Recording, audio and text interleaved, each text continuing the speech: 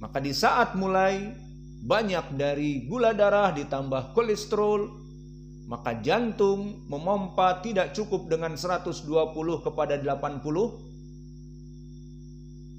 maka akhirnya dia bisa naik mulai 140. Masih normal bagi yang usianya 40 ke atas. Tidak cukup juga karena banyak kolesterol dan uric acid dan gula darah. Akhirnya mulai naik 160, 180, bahkan 200 ke 110. Maka ini bisa jadi clot, bisa jadi jaltoh, bisa jadi stroke. Karena darah memompa dengan keras. Dan pembuluh darah tertutup. Akhirnya melebar ke kiri ke kanan dan pecahlah BEM. Akhirnya dinamakan pecah pembuluh darah.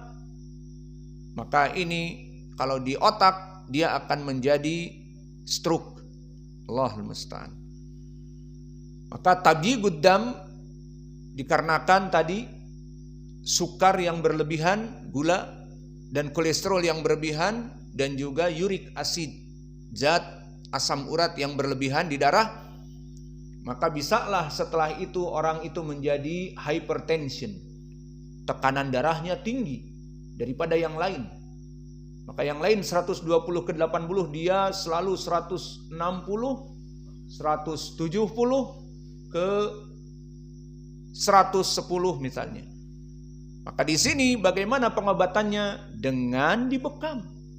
Maka dikeluarkan darah-darah kotor tadi yang ada padanya gula, yang ada padanya uric acid, yang ada padanya kolesterol, LDL, triglyceride, dan yang lainnya. Sehingga mulailah degupan jantung menjadi mereda. Karena tadi dari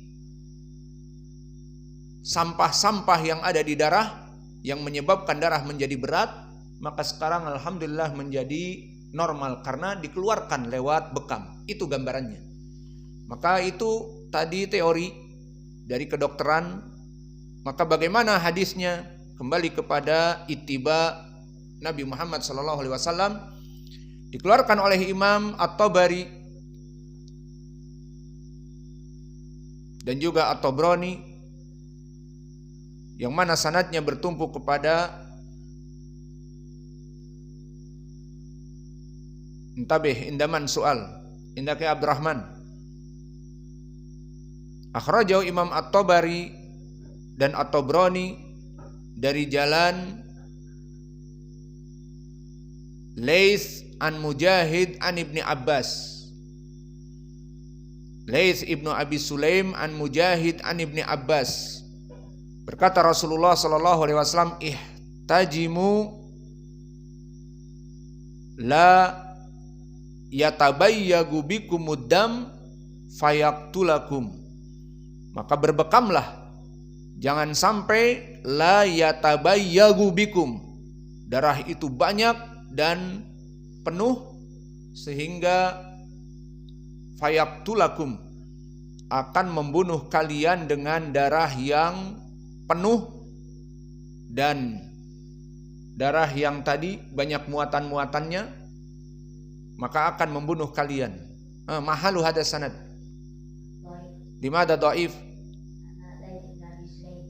mahalu baik. Maka hadis ini sanadnya dhaif karena ada Laits yang meriwayatkan dari Mujahid, Laits Ibnu Abi Sulaim sayyi'ul hifdz, hafalannya rusak. Bukan Laits Ibnu Sa'ad. Karena Laits Ibnu Sa'ad dia itba'ut tabi'in.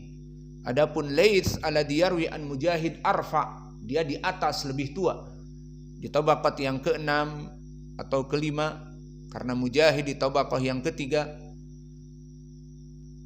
Maka syahidnya di sini kata Nabi, ihtajimu, berbekamlah, la yatabayya'u bikumud dam fayaktulakum, agar darah yang ada pada kalian itu tidak ittirab, tidak penuh, tidak membuat penyakit yang akan membunuhmu. Maka darah juga kalau tidak dikontrol akan membunuh. Maka oleh sebab itu para dokter-dokter di era now, setelah bekam dan hijamah di zaman now terutama, dihidupkan oleh para bekamers dari kaum muslimin ataupun kufar. Banyak dari teman-teman kita di United States, mereka mengatakan banyak dokter-dokter kafir mulai masuk kepada hijamah dan memeriksa hijamah, dan mereka masuk kepada Islam banyak.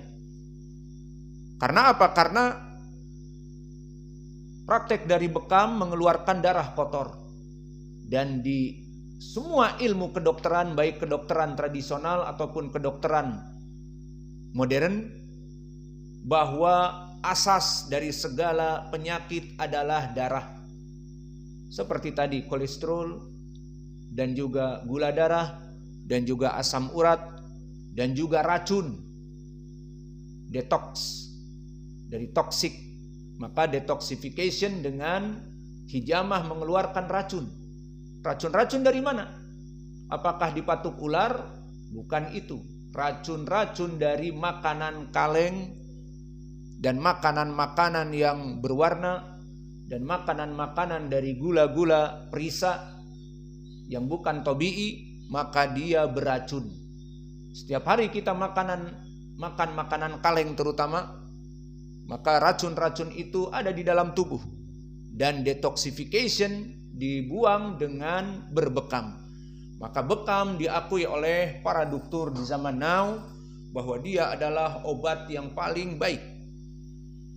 Maka ini yang pertama, dan sanadnya tadi dhaif, dan alhamdulillah dari tadi kita menanyakan kepada para santri kita bagaimana sanad ini dhaif karena ada fulan ibnu fulan. Maka santri-santri kita alhamdulillah, kalau antum lihat yang ikut live berapa umur mereka? Umur mereka ada yang masih 11 tahun, ada yang 12 tahun, 13 tahun. Maka mereka mengetahui hadis ini sanad yang sahih, sanad yang dhaif. Maka yang menjadi poin di sini bukanlah dilihat kepada umur, tetapi dilihat kepada ilmu. Dan inilah dari hasil pendidikan ilmu hadis, mengetahui ilmu hadis. Dan yang kedua, sistem kita di sini talaki, sehingga murid yang berusia 9 tahun pun bisa belajar hadis dengan kita, bisa belajar ilmu nahwi dengan kita, bisa belajar qiraah. Sehingga dari ikhwah kita yang berusia 9, 10, 11 menghafal surat-surat ad-duha yang telah lewat, al-qari'ah dengan qiraah asyarah yang ada, dan menghafal sanad-sanad di Sahih Al-Bukhari dan seterusnya. Ini karena sistem talaki. Adapun usia 9 tahun jika di ma'had yang lain, maka dia hanya sekedar menghafal juz amma, juz tabarok, juz qad sami Allah, dan juga paling hafalannya matan usul ats-tsalatsah dan seterusnya. Kita tidak di sini mengejek ataupun bagaimana, itulah real kenyataan. Maka sistem talaki sistem yang sangat baik, dan itulah sistem salaf dulu. Sehingga antum lihat bagaimana Sufyan ibnu Uyainah disebutkan min athbatin nas an Amr ibni Dinar. Amr ibnu Dinar tabi'i di tabaqah yang keempat, tabi'i shagir. Ibnu Uyainah di tabaqah ke-8 dari itba'u tabi'i al-mutawassit. Bagaimana bisa belajar? Bisa. Bahkan disebutkan di tarikh, di kutub Jarh wa Ta'dil, bahwa Sufyan ibnu Uyainah duduk bersama Amr ibnu Dinar menjadi orang min asbatin nas, orang yang paling kuat periwayatannya dari Amr ibnu Dinar, dan dia duduk dalam keadaan usianya masih kecil. Maka Amr ibnu Dinar tidak membuat kelas-kelas. Jika datang santri-santri yang masih kecil masuk kelas 1 SD, SMP dan seterusnya misalnya, maka datang Ibnu Uyainah jauh-jauh dari Irak kepada Amr ibnu Dinar al-Madani, kemudian kamu jangan belajar dulu dengan aku, duduk 2 tahun dulu di kelas 1, kelas 2. Tidak, langsung belajar. Maka itulah sistem talaki yang ada pada kita. Alhamdulillah kita mensyukurinya, karena dengan ini kita bisa melaksanakan proses belajar mengajar dengan acceleration. Apa acceleration? Percepatan. Setahun, 2 tahun di sini, alhamdulillah, biidnillah, jika dia rajin maka akan banyak manfaat. Namun jika dia tukang tidur dan mendribel bola, sibuk dengan itu, dan di majelis ngantuk 24 jam, itu coba yang ngantuk dipukul lagi, atau sudah bangun. Herannya ngantuknya di pelajaran. Maka setelah wa naktafi ilahuna wa jazakumullahu khaira, orang lain pada tidur setelah fajar sekarang, dia orang jalan-jalan kemana-mana. Paling sedikit tidak tidur. Kok bisa? Iya, tidurnya tadi pas pelajaran, orang lain pada nulis capek, setelah pelajaran tidur, dia selesai pelajaran, matanya 24 jam siap untuk tidak tidur. Allahul musta'an. Maka kembali kepada pelajaran.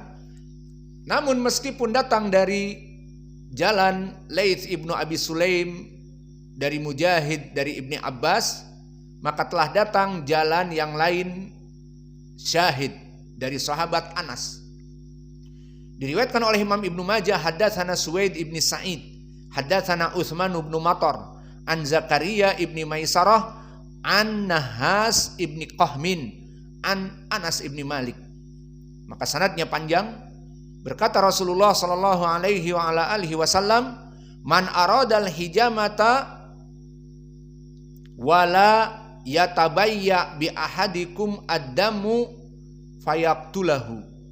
Maka berbekamlah dan jangan sampai darah yang ada pada kalian itu menjadi yatabayyad, maknanya menjadi banyak dan penuh muatan-muatan yang akan membunuhmu.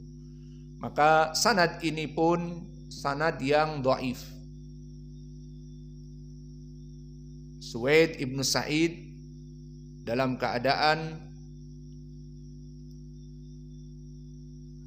dhaif ataupun layyinul hadis, dan juga Utsman ibnu Matar rawi yang laisa bil qawi, dan juga An-Nahas ibnu Qahmin juga dalam keadaan dhaif, namun dhaifnya munjabir, dhaif yang tidak begitu kuat. Sehingga dari jalan Laits ibnu Abi Sulaim, dari Mujahid, dari Ibni Abbas, dengan riwayat Anas ini bisa naik kepada derajat Hasan li ghairi. Maka ini pendalilan dari berbekam menyembuhkan penyakit kelebihan darah ataupun darah yang sudah mulai banyak muatan-muatan yang buruk. Maka kita masuk kepada hadis yang berikutnya, dan di hadis, atau kita cukupkan? Cukup di sini. Khalas. Wa naktafi ilahuna wa jazakumullahu khaira.